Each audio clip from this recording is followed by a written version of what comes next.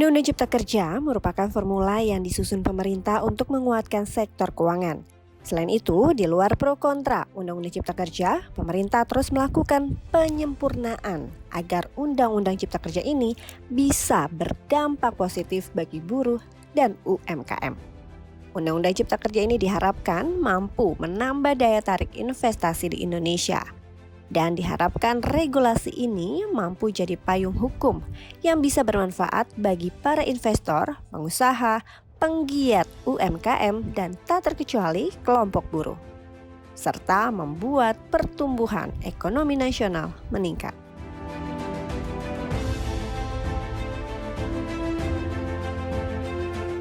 Ya, saya kira kita harus lihat latar belakangnya ya. Latar belakangnya adalah Omnibus ini kan sebagai undang-undang yang ingin mengintegrasikan berbagai kelemahan dalam mencapai target tujuan investasi. Tentu saja harapannya investasi yang ada di kita itu semakin cepat dan memberikan efek terhadap penyerapan tenaga kerja begitu ya. Nah, ada berapa 9 sampai 11 skala klaster ya, berdasarkan sektor masing-masing. Nah, tentu saja kita lihat realitasnya. Memang kalau kita lihat realitasnya sampai hari ini, tentu saja investasi yang masuk kalau ke catatan saya itu sejak undang-undang ditetapkan pada November 2020 dan efektif katakanlah Januari 2021 sampai triwulan kedua kemarin, itu memang peningkatan investasi per kuartalan itu naik rata-rata 37%. Oke, jadi tinggi memang ya. Kalau kita trennya memang lebih tinggi dibandingkan sebelum Omnibus Law ya. Dan paling tinggi adalah PMA sebesar 46% dan PMDN 28 sekitar 28% begitu ya. Tetapi investasi masuk ternyata itu berkebalikan dengan apa yang tadi dicita-citakan. Investasinya besar, tapi penyerapan tenaga kerjanya nggak signifikan.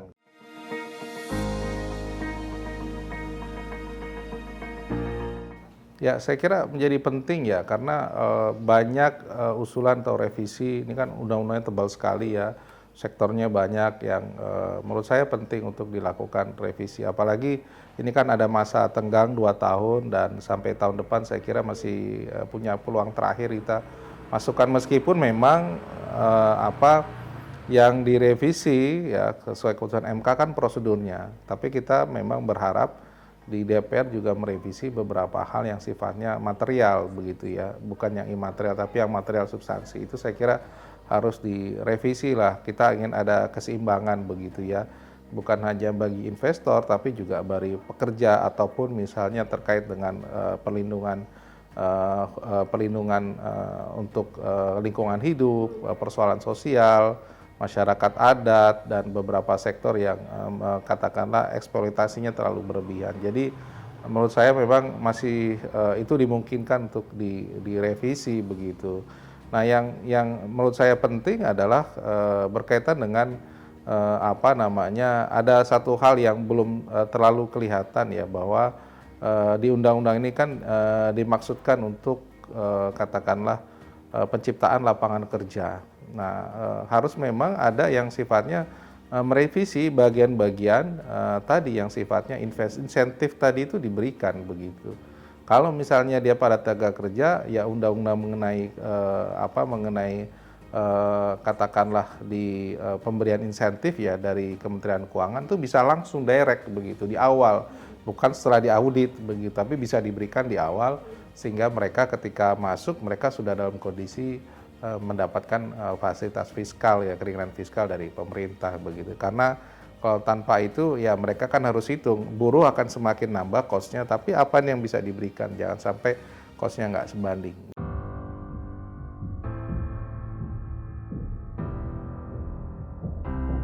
Ya, saya kira ini akan jadi payung ya, the mother of law-nya lah, undang-undang induknya ya dari berkaitan dengan investasi dan penciptaan lapangan kerja. Semua dimaksudkan, semua digabung di situ begitu.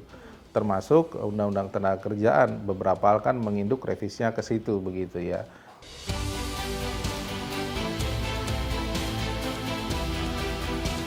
Ya saya kira harus direvisi ya. Ini nggak perlu karena ini kan sudah cost-nya sudah banyak ya, bebannya sudah banyak dan sebagainya. Menurut saya undang-undang ini memang tidak sempurna begitu ya. Tapi kita ada waktu untuk melakukan revisi atau perbaikan begitu. Kalau kita kembali lagi tentu tadi ya pekerjaan besarnya sudah katakanlah pekerjaan besarnya sudah terjadi. Ini sudah membuktikan investasinya masuk, tapi di tenaga kerjaannya yang belum optimal. Data yang membuktikan itu. Nah, mari kita perbaiki undang-undang ini, sisi ini yang harusnya diperbaiki begitu.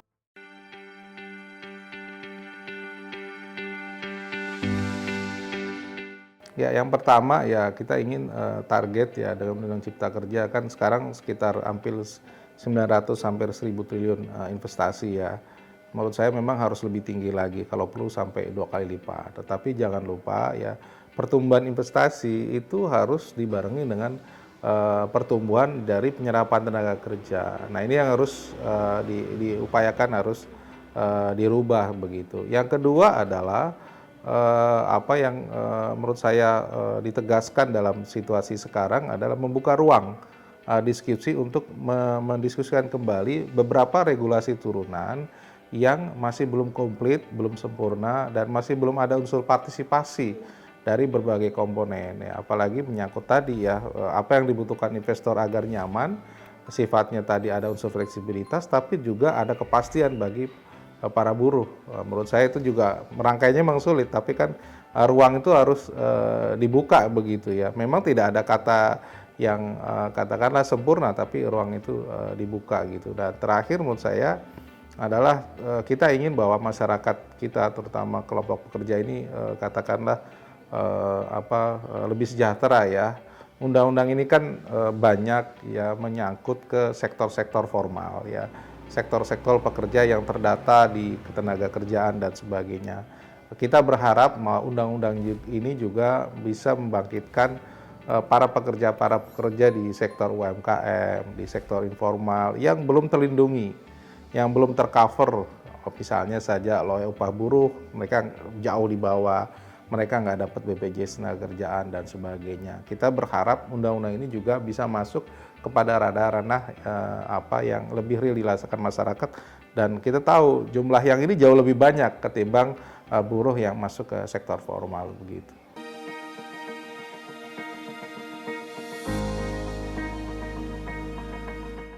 Ya, jadi sebenarnya gini, bahwa Undang-Undang Cipta Kerja, Omnibus Law ini sebenarnya adalah merupakan bagian daripada aspirasi dunia usaha yang selama ini sangat-sangat merasakan ketidakpastian dalam bidang investasi.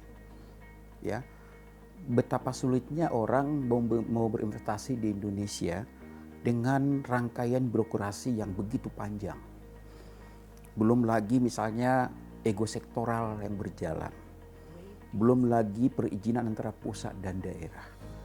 Sehingga memang tanda kutip di satu sisi kita mempromosikan berbagai potensi-potensi kekayaan kita yang layak dijadikan peluang investasi, dan banyak pengusaha-pengusaha dari luar investor mau masuk, tapi di satu sisi dari sisi perizinan kita belum memiliki daya saing seperti negara-negara luar.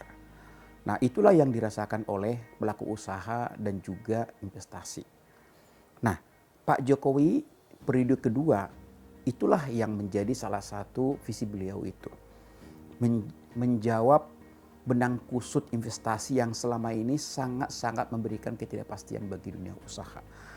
Maka dalam hal ini ya Pak Jokowi dalam periode kedua ya ketika beliau juga pidato, beliau sudah menyampaikan bahwa akan segera membuat satu undang-undang Omnibus Law.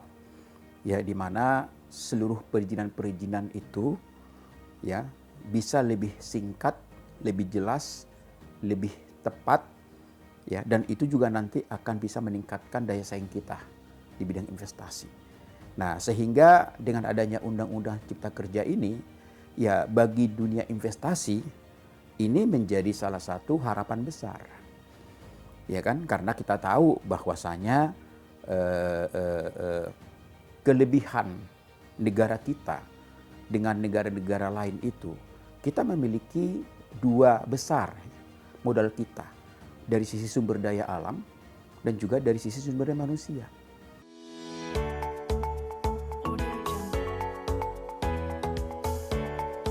Pertama kita lihat dari sisi investasi investor luar negeri. Ya, Presiden sangat rajin ketika katakanlah berkunjung ke luar negeri, salah satunya adalah untuk menggait investor.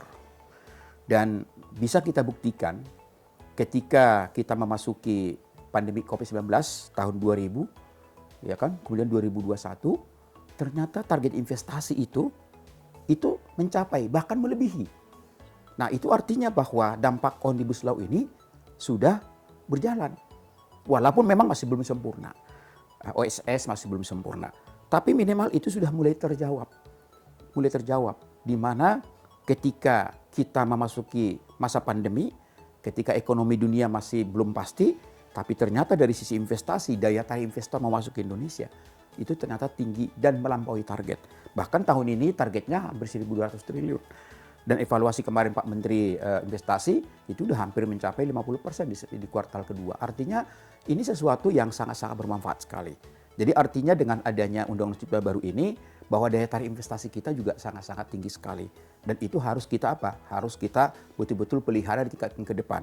Karena apalagi dengan saat seperti ini, investasi itu menjadi salah satu peluang kita ya untuk meningkatkan devisa kita, tapi juga untuk memompa daripada pertumbuhan ekonomi kita. Ya, itu satu. Yang kedua, untuk sisi pengusaha lokal. Selama ini kan pemerintah menggembor-gemborkan bagaimana supaya anak muda itu menjadi pengusaha. Tapi mereka takut. Udah takut duluan dari sisi perizinan, dari sisi udah izin harus keluarkan uang dan segala macam. Tapi dengan adanya Undang-Undang Cipta Kerja ini kita lihat, ini hanya satu lembar. Nomor induk berusaha, selesai. Gitu loh, mudah sekali. Ini kan memberikan dampak yang positif. Yang tadinya UKM kita ini punya usaha tidak memiliki legalitas, saat ini mereka punya legalitas.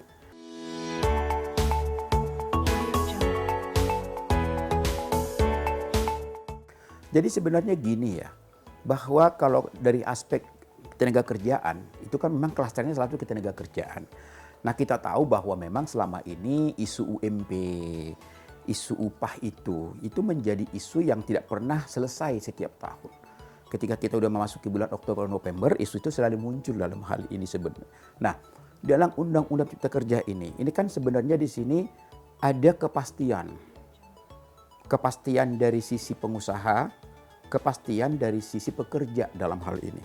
Di mana di sana itu sudah ada rumusan yang menurut hemat kami itu sudah sangat-sangat sebenarnya moderat dalam hal ini. Ya, kita lihat misalnya kalau dulu ya tahun-tahun yang dulu rumusan daripada perhitungan UMP itu, upah itu kan hanya melihat pertumbuhan ekonomi dan inflasi. Tapi saat ini kan sudah dilihat dari sisi ketenaga kerjaan. Berapa dalam rumah tangga itu yang bekerja, berapa yang nganggur, berapa pendapatannya, dan itu akan dihitung semuanya oleh BPS. Jadi artinya bahwa dalam konsep merumuskan itu sudah memperhitungkan dari berbagai aspek dalam hal ini. Nah, tinggal saat ini bagaimana agar kompetensi daripada tenaga kerja kita ini harus ditingkatkan, skillnya harus ditingkatkan gitu loh. Sehingga apa? Kalau skillnya lebih baik, dia punya kemampuan lebih baik, ya kan? Dia punya skill yang lebih baik. Saya yakin mereka itu nanti akan digaji malah melebihi UMP dalam hal ini. Jadi artinya UMP itu kan sebenarnya kan merupakan standar gaji orang yang baru pertama kali kerja dan nol pengalaman. Itu loh standarnya itu. Tapi kan saat ini kita masih tertumpu hanya kepada UMP. Sebenarnya enggak di situ. Tapi bagaimana kita meningkatkan kompetensi kita, skill kita, itu yang kita jual. Gitu. Jadi artinya dalam hal ini sebenarnya teman-teman kita serikat buruh itu ke depan yang kita pikirkan bukan lagi masalah UMP ini sebenarnya. Tapi bagaimana kita cara agar kemampuan skill daripada pekerja-pekerja buruh-buruh kita semakin meningkat. Semakin meningkat dan produktivitas di perusahaan mereka bekerja juga semakin baik. Ya, kalau produktivitas semakin baik, profitnya semakin bagus, tentunya akan kembali kepada kesejahteraan daripada pekerja-pekerja yang lain.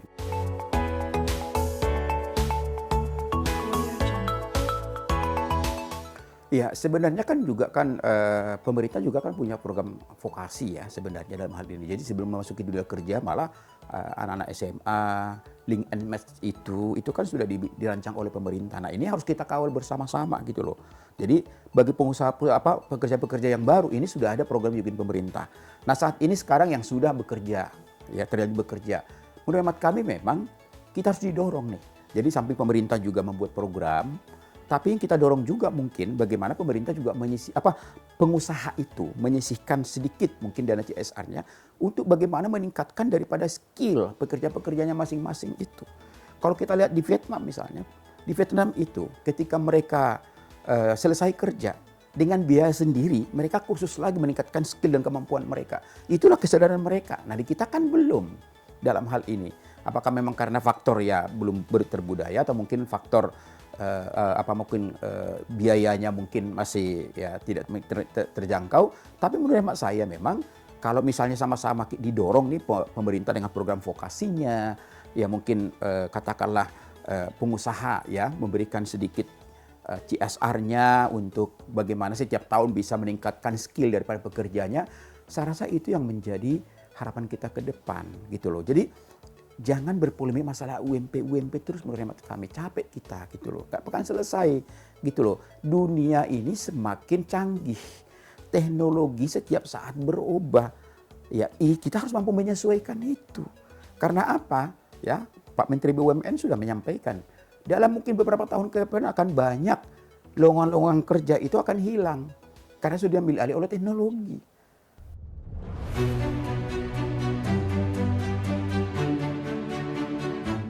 Jadi gini, kebetulan kan saat ini memang ada momentum di mana kemarin ketika ada gugatan dari buruh itu kan MK memberikan keputusan bahwa Undang-Undang Cipta Kerja ini dilakukan penyempurnaan. Nah, menurut hemat kami ini momentum. Buruh apa aspirasinya? Dikomunikasikan mulai saat ini. Kami juga pengusaha juga begitu. Karena kami juga berbagai hal juga kan seperti misalnya masalah kepastian perizinan pusat dan daerah, beberapa misalnya perizinan yang sudah ditarik ke pemerintah pusat dan lain-lain segala macam. Itu juga isu gitu loh. Belum lagi masalah pertanahan, agraria dan lain-lain. Ya inilah momentumnya. Kemarin sudah diketok palu, sudah disahkan. Sekarang ada lagi penyempurnaan. Nah, maksud kami supaya harapan kami agar penyempurnaan ini sesuai dengan namanya sempurna, betul-betul bisa menampung berbagai aspirasi. Aspirasi masyarakat, aspirasi mahasiswa, aspirasi pengusaha, ya pengusaha besar, kecil, menengah, UMKM, termasuk pekerja dalam hal ini. Sehingga kita harapkan bahwa dalam hal kita berusaha, berinvestasi, kemudian aturan ketenagakerjaan atau aturan-aturan yang menyangkut dengan ekonomi, kita sudah memiliki suatu payung hukum yang pasti, yaitu melalui Undang-Undang Cipta Kerja. Ya, termasuk dalam hal ini misalnya menyangkut dengan kepastian kita masalah UMP misalnya, ya mari kita atur bersama di sana. Ada keseimbangan, ya bagaimana supaya kesejahteraan pekerja kita itu semakin tahun semakin membaik. Kemudian juga dari sisi pengusaha juga punya kemampuan gitu loh. Karena nggak mungkin ya buruh itu meminta sekian, tapi pengusahanya kalau tidak mampu bagaimana? Nah ini kan jadi harus ada keseimbangan. Karena UMP ini bukan hanya masalah buruh, masalah pengusaha juga gitu loh. Jadi jangan sampai misalnya siapa yang menetapkan, siapa yang bayar. Ya kan? Ini kan harus seimbang. Ketika naik 10%, ya itulah berarti kemampuan dunia usaha. Diukur dari apa? Diukur dari aspek pertumbuhan ekonomi kita dan juga diukur daripada konsumsi rumah tangga kita, diukur daripada kondisi ketenagakerjaan di masing-masing daerah.